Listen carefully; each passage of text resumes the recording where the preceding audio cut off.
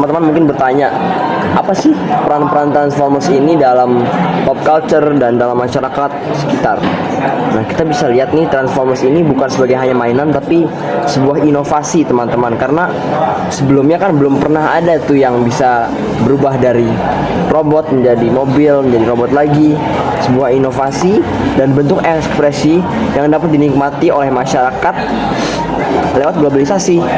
Nah, menurut teori Aguskom, kemajuan itu adalah hal yang sangat penting untuk membuat masyarakat yang setara dan baik. Kita bisa lihat bahwa kemajuan ini sangat apparent dalam mainan Transformers, apalagi karena itu yang ditekankan adalah inovasinya. Inovasi ini menciptakan juga subcultural innovation atau bentuk-bentuk inovasi yang bisa dibilang mengkerucut kepada niche atau estetik yang tertentu. Walau pop culture bisa menyebabkan terjadinya ada kesenjangan sosial, kita bisa melihat bahwa masyarakat yang kelas atas bisa menikmati pop culture yang lebih bisa dibilang global, namun yang rendah bisa hanya menikmati yang setempat. Pop culture juga bisa memfoster sense of belonging. Sense of belonging ini bisa hadir karena inovasi-inovasi dan kemajuan tersebut. Contohnya Transformers. Namun, apakah kita bisa membuat hubungan tentang collective memory ini, nostalgia yang kita alami dari masa kecil, dan apa yang kita alami sekarang? Apakah ada perasaan berubah, dan apakah Transformers sekarang masih seinovatif dulu? Selamat menyaksikan video Transformer kami dari kelompok Transformer Sosiologi. Terima kasih.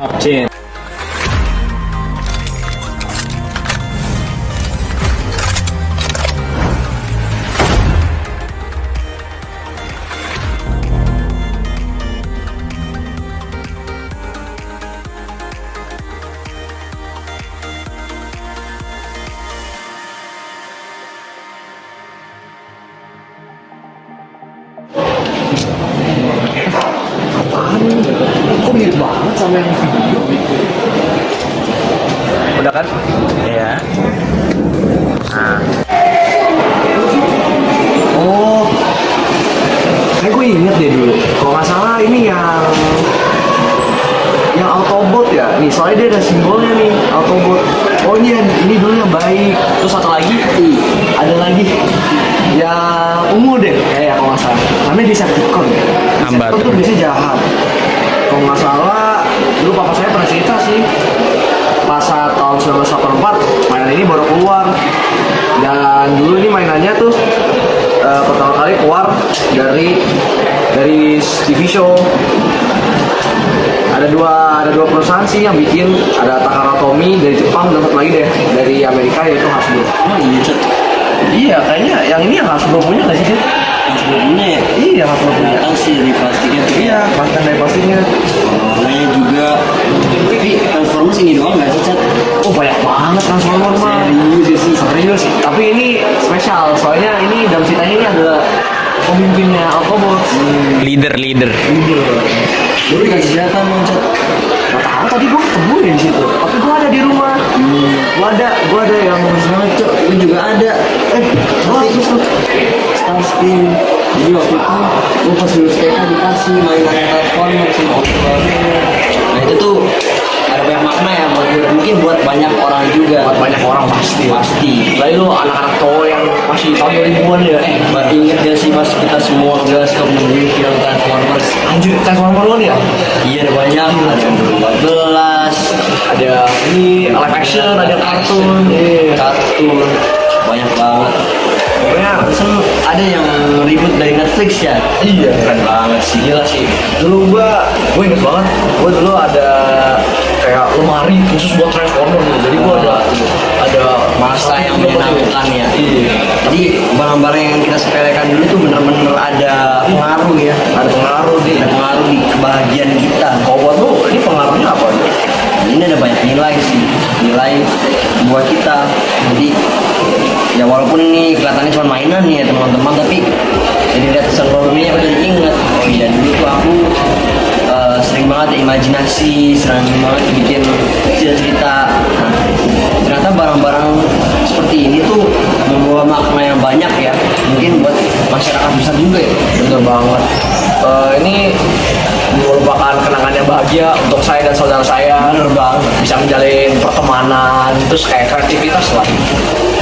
Dalam konteks sosiologi, kita bisa melihat bahwa teori Max Weber mengatakan bahwa aksi-aksi manusia disebabkan oleh tindakan afektif, voluntaristik, rasional, dan tradisional.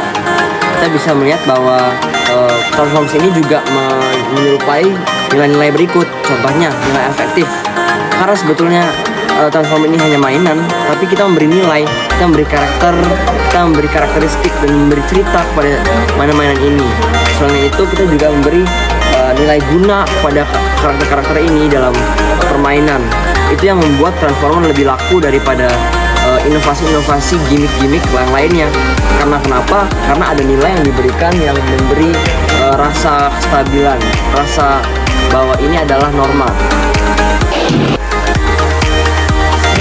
Oke. Nah guys, jadi benar banget apa yang dikatakan sama teman-temanku tadi. Nah, aku bakal coba ngerangkum sedikit apa yang dikatakan sama temanku dan kayak ngejelasin juga lah.